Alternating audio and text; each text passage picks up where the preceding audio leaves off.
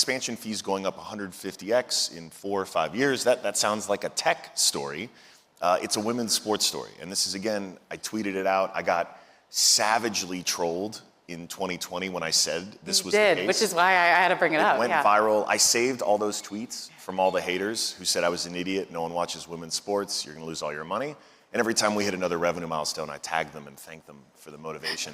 But we're seeing valuations now in the hundreds of millions of dollars. We will see billion-dollar women's teams probably in the next 5 years. My hope, obviously, as now a minority owner in the Chelsea women, is that we're one of those first teams. I think the WNBA, the Liberty, others, will have a good shot at claiming that title of being first. But at the end of the day, that's going to be an example of what a lot of us were. Some of us were seeing and talking about and investing in 5 years ago, which was by virtue of the WTA existing, and your point, and it helps to be married to Serena Williams to see this firsthand. Tennis was the one sport where if you said something like no one cares about women's tennis, you'd be laughed out of a room. Like people would think you were mentally deficient because it's so obvious. Why?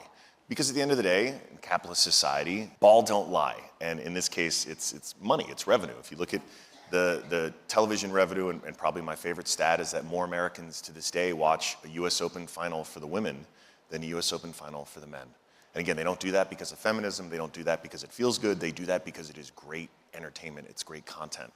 And so I think there's a lot more room to grow, and obviously I'm proud the United States is at the forefront of it. I think Europe is catching up quick, and for the rest of the world, I think it's an amazing opportunity laying in plain sight.